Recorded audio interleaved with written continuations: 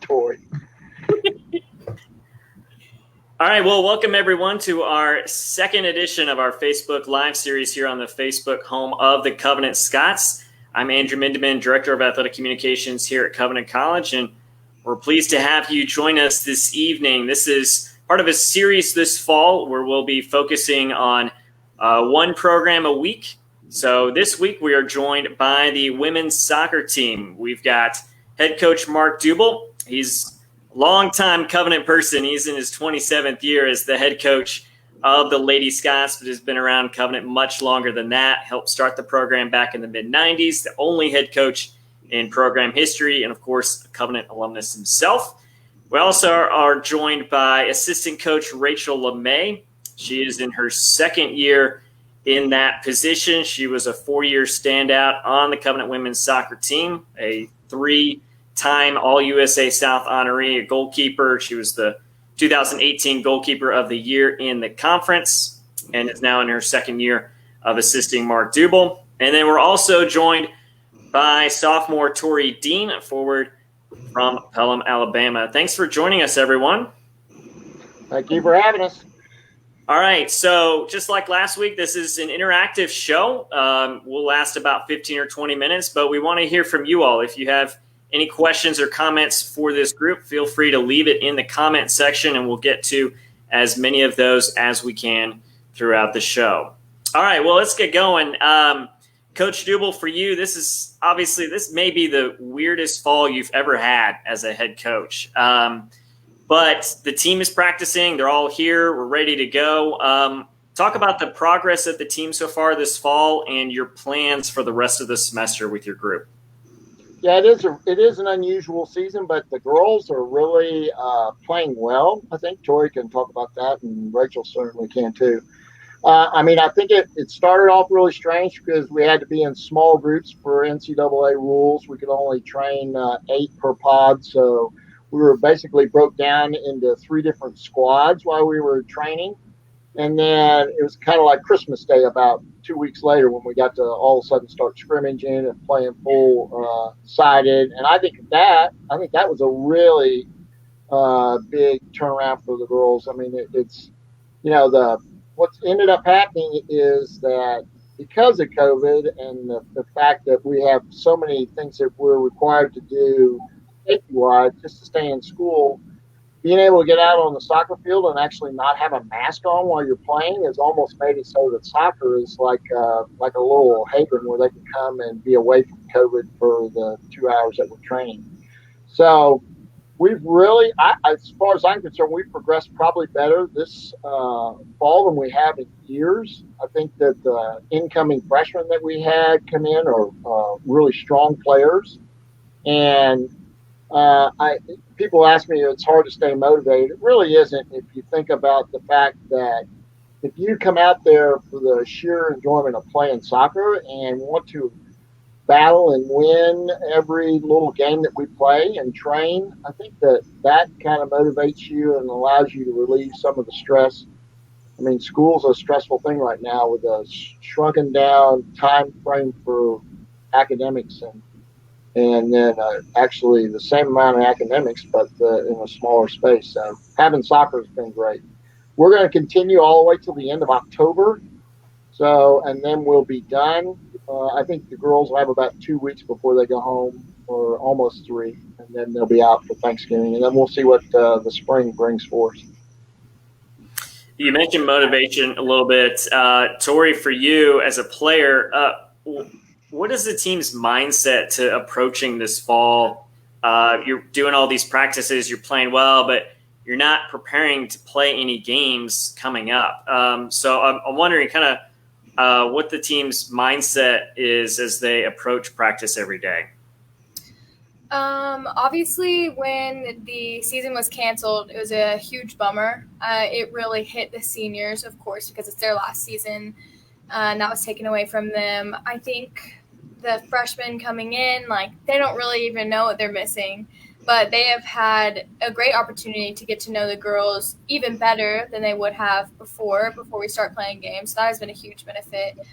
Our motivation right now is just getting as good as we possibly can be before the spring season. That's as much as we can do. And at the end of the day, all of us came out here to be competitive and to play, and that's what we're getting to do right now. It may not be against other teams, but we're still going out there. Like Coach said, it is a beautiful opportunity to take our masks off, go and just play. Well, as soon as we got out of those pods, it really was like Christmas Day. We all got to play together, and it was a huge team bonding moment, and still has been. And I think that the fact that we are all in the exact same place, no one really knows what the future holds. No one knows where we're going with it. All we can do is affect our present, and that's what we're doing, just like playing as hard as we can now. You mentioned the team bonding aspect of it. We did a feature earlier this week on the Athletics website about the family culture that the women's soccer team has really cultivated over Coach Jubel's entire time with the program. And Coach LeMay, for you, you're a player and now you're a coach. You've seen kind of both sides of it.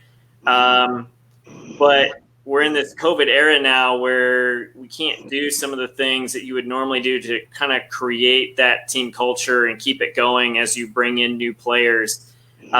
So what does that look like this year in terms of building team chemistry and team bonding amidst this new normal that we're in? Yeah, so that's a great question. I think our upperclassmen have done a great job, just like Tori was saying. They've really had an opportunity to step up and really lead in different ways. It just looks different right now. I even think just those pods, like having a smaller group of girls that they could get to know a little bit more, really helped us in unexpected ways. And I think also Coach and I were talking just before the season started about how it might look a little bit different. And I think it really has fostered this air of thankfulness that maybe we hadn't had in the past, really to that level before. So I think one of the big things about being a family is we're just thankful for each other, and it has brought that out maybe tenfold. So we're just thankful to be out there with the girls. I know Coach and I are. I think the girls are just happy to be out there competing. And that's really made us tight knit. We're happy to have an opportunity to even play, even if that's just against each other. So I think that air of thankfulness has just been increased, and we're really thankful for that. And I hope that's something that we continue and we just learn from in the future as well. Fantastic. Again, if anybody has any questions for the group, feel free to leave it in the comments. Going in a little bit different direction here, Coach Jubel, back to you. Your program has always been very academically minded. Every year, your program has more USA South all academic honorees than anyone else here at Covenant. You've garnered national awards from several different organizations. How was that culture of academic excellence built within your program? I think it's truthfully, I think its whole athletic department has the same focus we do. I think that the overall GPA of all our athletes is I know Coach LeMay knows what that is. What is that?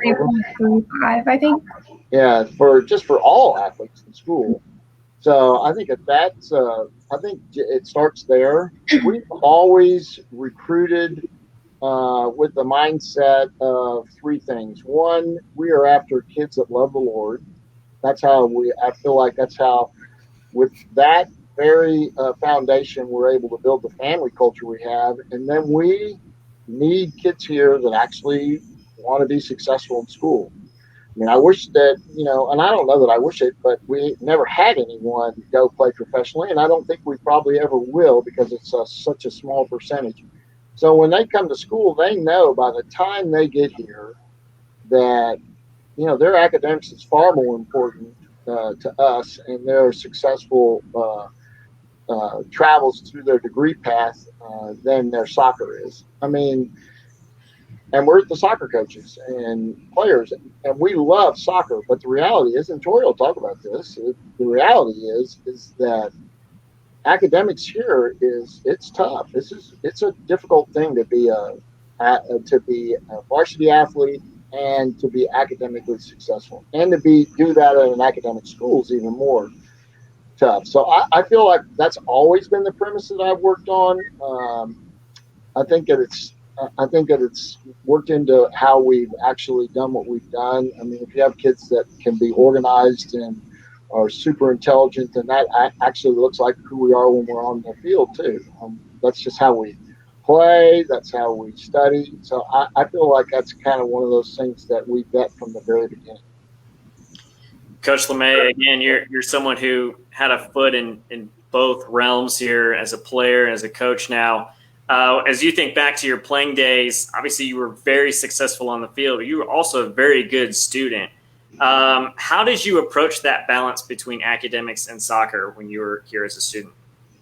Yeah, so I think one of the biggest things and just one of the biggest benefits of being at Covenant is that sales pitch that Coach just gave is like a real thing. So we know what our girls are doing academically all of the time. So if you're a freshman, we're meeting with you, and that was the same when I was a freshman all the way through.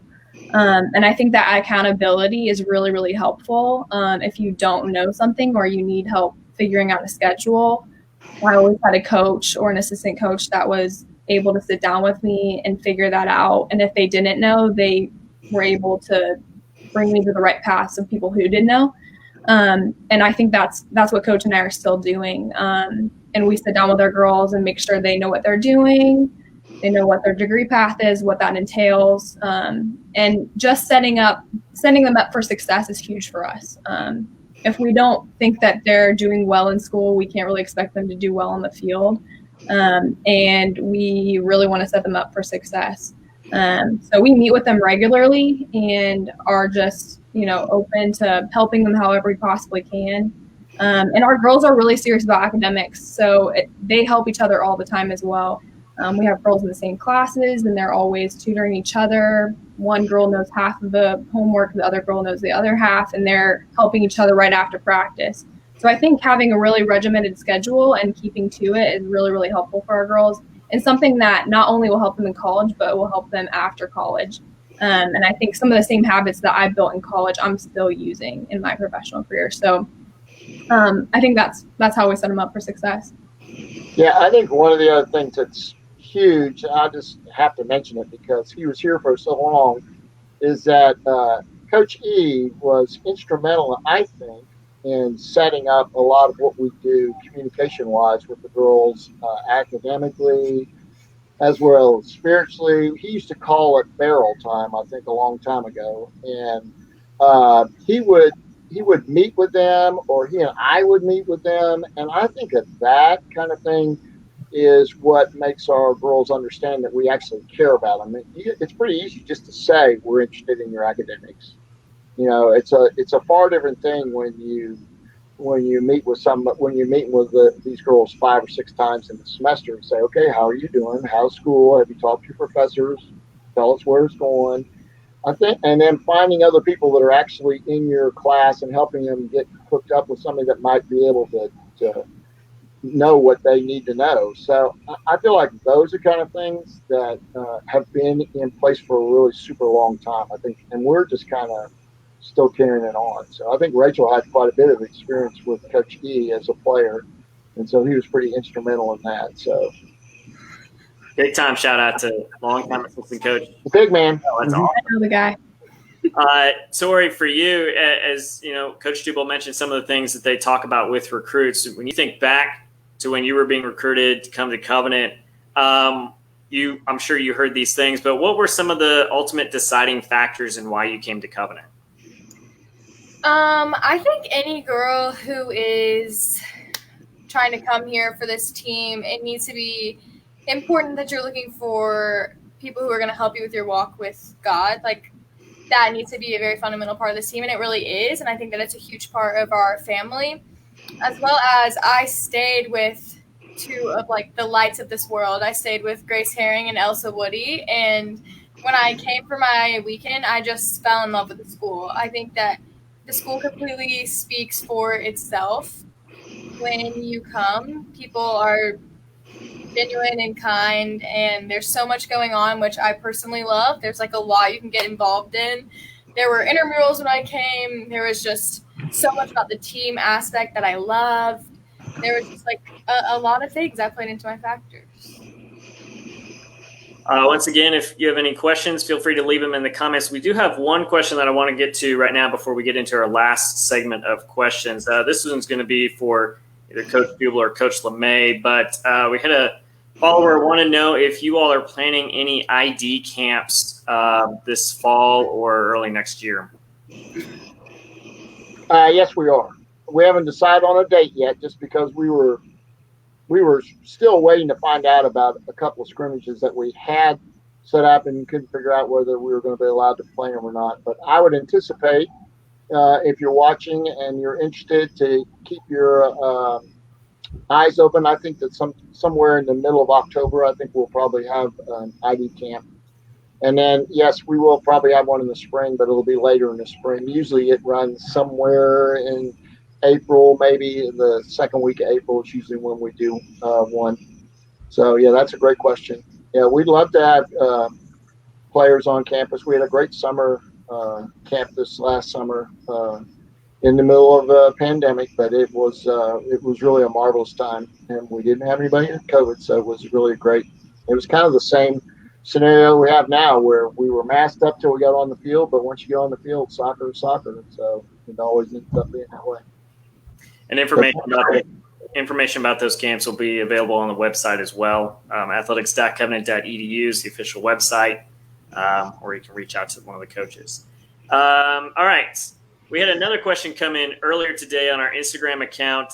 This is from one of your players, Lucy Sandoff. Oh. I don't know if you've ever heard of her. Only. She wanted to know what is your favorite thing about being the head coach of the Covenant College Lady Scots? Well, I mean, first of all, I have to say that Tori Dean paid me about $100 to say her, but I'm not going to do it. So I just wanted to say that right off the bat. So all the girls watching, now you know, money, it doesn't work. I would say there's a couple of things that I really love about the team and what we do. One of them, strangely enough, is that I actually love traveling with our players. It gets us away from campus, but we're all pretty much on a bus, and we really, when we're not studying, we really have a great time when we're out. But I would think one of the great experiences we had when we went to Messiah and played up there a couple years back, and we just happened to be able to have one night when we were in the Grantham area, and so we were driving by. I don't know what it was, but there was a go-kart thing out there and a place to play mini golf, and so we actually went out there and raced go-karts, and that's the kind of stuff that I would do with my kids, my own kids, and it was a riot. We had a great time that evening. I think those kind of things are things.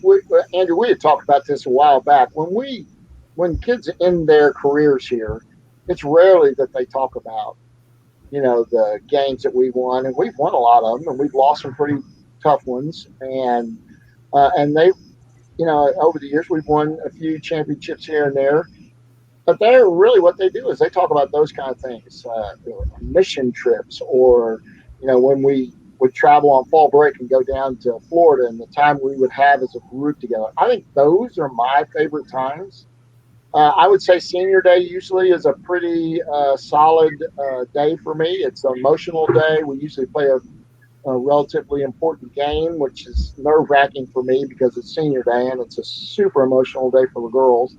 But prior to ever coming out here, generally we have the parents there, and they have a breakfast or a brunch for the girls, and we give out some senior things, and then the girls sing the round. And the girls, and I'm not saying that we're a choir, but we sound pretty good when we sing the round. Wouldn't you say, Tori? I mean, I give our girls a shout out on that. We good. I would say so. Yeah, we good. We good. So I'd say so. In the locker room. Yeah. Like when we were at the Jinglas, it was awesome because it would just go up to the ceiling in the back. And what great folks they were to have us for several years at their house. That's one of the great things, I think. I mean, just this last week, we had one of our players' parents have the girls over to eat. Those kind of things make life on the mountain in this kind of situation where we're in COVID and not in a normal situation not only bearable but actually enjoyable. And so I think those are my favorite things about coaching. That's what keeps me going. I'm not tired yet, and the reason is because we actually have fun. We've actually been having a really, really good time, even though, Wednesday was fitness day. I thought we had a great practice, and people generally thought it was fun, and it was fitness day. And it was brutal, and we were going hard, but we were laughing and doing what we had to do. So at least I enjoyed it. I didn't have much fitness to do, so it was good for me. I don't know. I felt good. I could have kept going forever, but, So there you go. That's the answer. That's all I got for you. That's very good. All right. So Coach LeMay and Tori, I'll put you on the spot. Coach LeMay, you first. What are some of your favorite memories being around this Covenant program as a player and a coach? There's so many. I think one, I just have to say beating Piedmont and Piedmont. If you know, you know. That's always been a great memory of mine. I think as a player, like Coach mentioned, the Costa Rica trip was really impactful for me. I went as a freshman, and I was able to go not last summer, but the summer before, as a coach. And I think being able to put my faith in action over there was really a cool thing to be a part of. And it's really just us and the team over there. So that's a really cool period of time to just get to know each other. And if you didn't know one girl specifically, you really were able to over there. So that was definitely a highlight for me. I think coaching wise, this past year, we were able to do a team Bible study together that I led. And that was really, really cool to be able to articulate our faith together and just hear from the girls and learn from them, honestly. And then also I have my basic dream job right out of college. So just being able to pour back into girls in a program that meant so much to me, and coaching with Coach Jubel is awesome because he made me fall in love with coaching. So just being able to hang out with the girls all the time, and traveling is a huge thing too because we have a riot. So I don't know if I can nail down one specific thing, but really all of those things together. And coaching Tori Dean is a big thing for you too. It's a real highlight for me. You just waiting for somebody to say something. That's the reason I took this job, is because Tori Dean was gonna be here. It was a perfect year for me. I was actually extremely bummed I didn't get to play alongside you, but you as a coach is like, I'll take it. It's almost just as good. It's like 75%, but I have two favorites, if you'll allow it. One, personally, it's very personally, it's just about me, is when I scored my first collegiate soccer goal. It was like the most joyous moment of my life. Yeah. Assist by Sophia Andre. But then And who was it against? LaGrange, Georgia. Just checking with you. I want to make sure. I Were your parents in the stands? My parents were there. Yeah, they weren't sitting very long, were they? When you both? No. They were pumped. I'm not gonna lie to you. I saw them. They had the two-person wave going on over. Actually, you had other people. They were also celebrating that goal as well. Everyone was. It was incredible. It was awesome. Coach had to take me off the field right after because I was worth nothing after that. I was way too happy. You kept running around the field going. I said, "What's wrong with this?" 10 minutes later. We needed that goal too. We needed it. Yeah, it was like essential too. It wasn't one of those Right. It wasn't a bonus. Anyways, enough of that. Team wide, I think the game, I can't remember who we were playing against. That's a me thing. But we were in a shootout against the other team. It was a big game. And Greensboro. Yes. And I got to go out there for the lineup, and we were standing out there, and then Lucy saved the goal, and it was incredible, and we all ran together. And it was just such a purely joyous moment. And then afterwards, Rachel runs up to Lucy, and they embraced and happiness, and it was the sweetest, heartwarming moment, and I'll never forget it. Oh, there you go. These are fantastic memories, and women's soccer has definitely set the bar for this Facebook Live series now. So there we go. There's a lot to live up to.